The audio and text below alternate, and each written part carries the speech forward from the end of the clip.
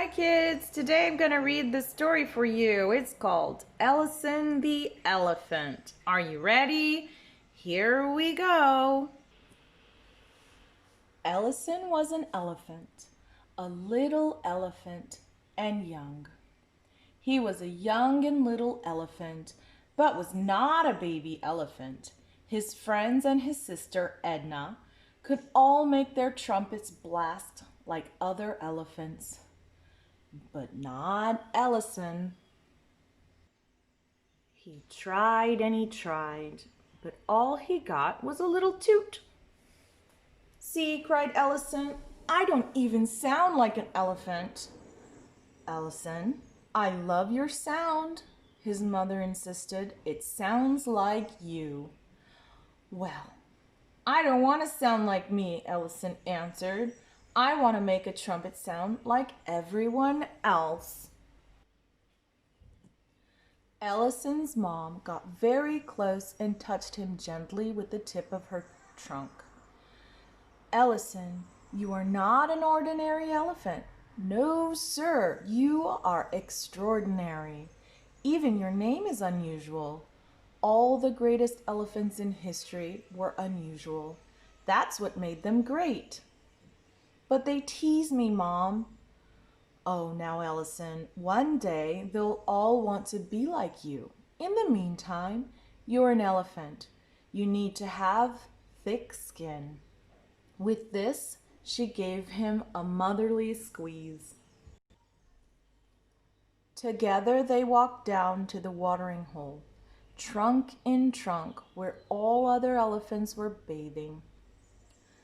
Ellison liked it when Mom washed his back, but when she sprayed under his chin, the ticklish Ellison giggled and squirmed.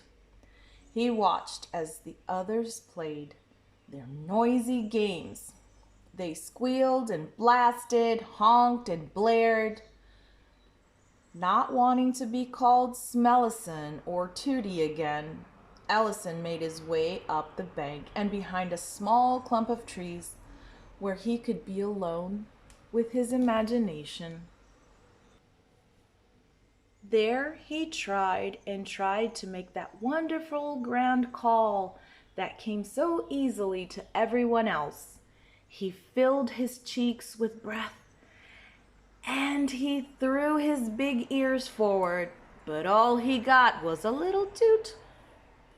Full of despair, Ellison stomped and stormed until he stumbled right over a bush. That did it.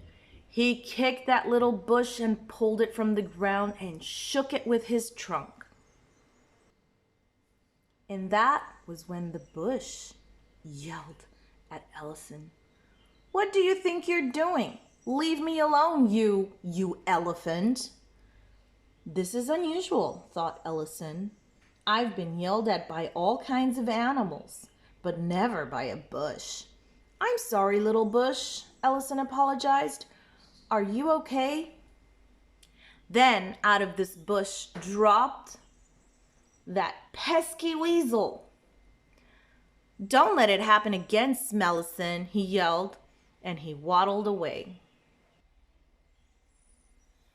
Ellison followed him around the corner, over the hill, and into a valley, talking as he went. Hey, wait up, Weasel. You can't talk like that to me. I'm bigger than you, and I apologized. I didn't know you were in there in the first place. And you can't make me feel any worse anyway, because I can't even make a trumpet sound like an elephant. All I can make is a stupid little toot. Weasel stopped in his tracks and turned around to look at Ellison. Okay, do it. Do what? Ellison asked. Your sound, Weasel answered. Stop whining about it. Let's hear it. Fine, Ellison agreed, and he blew a sad little sound. Weasel shook his head. Yep, that's terrible. I'd be mad too. And he disappeared into a hole in the ground.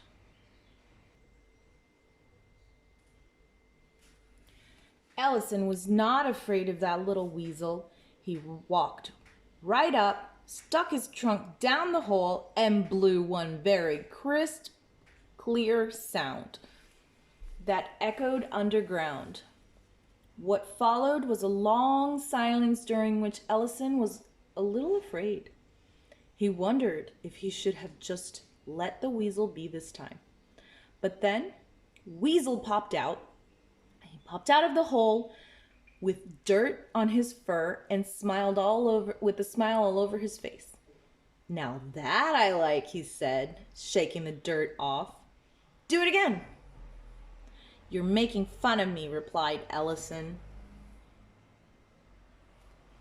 "No, I'm not," Weasel insisted. "What else can you do?" "I don't know," admitted Ellison. "Can you hold it longer?" Ellison tried, and he could. "And can you change the pitch?" And he did. "And can you make a lot of quick notes like ya da da da da da?" And he did. "Wow," yelped Weasel. "This is great." Okay. Now close your eyes and look inside. When you find your voice, let it out. Ellison had no idea what a voice should look like, but he closed his eyes and looked inside and looked until he found it. It looked like nothing he'd seen before, but he knew it right away. It was his very own voice. Ellison's legs felt stronger and his heart grew bigger. He took a deep breath and started with a long note that went on and on and on until all of the ears on all of the elephants in the watering hole turned to listen. They set out at once in search of this most extraordinary sound. "That's right, Ellison," hollered Weasel, jumping up and down. "Don't stop now, you've got it." And Ellison did not stop. He made every sound that came from inside, and he formed a tune that made him dance. When the other elephants spied him from atop the hill, they saw and heard what they'd never seen or heard before. They stood and they watched with their mouths hanging open, and before they knew it, all of their trunks were swinging in time to the rhythm of Ellison's jazzy music.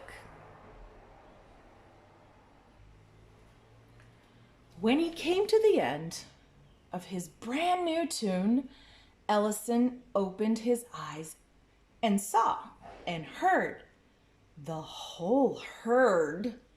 They rushed downhill to see the elephant who invented music. Leading the pack was Ellison's mom, beaming from one big ear to the other. "How'd you do it, Ellison?"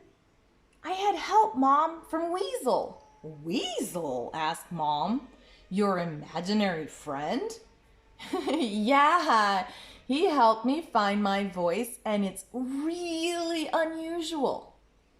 Edna, Eleanor, and Ellie crowded in the inn next to Ellison, begging, teach us, please." Everyone wanted to be as unusual as Ellison. All the elephants and some of the other animals too danced and sang and kept the rhythm while Ellison played his jazz trunk. When the sun went down, the lightning bugs lit up the darkness. All night long, animals came from everywhere to hear the unusual elephant with the extraordinary sound. The end.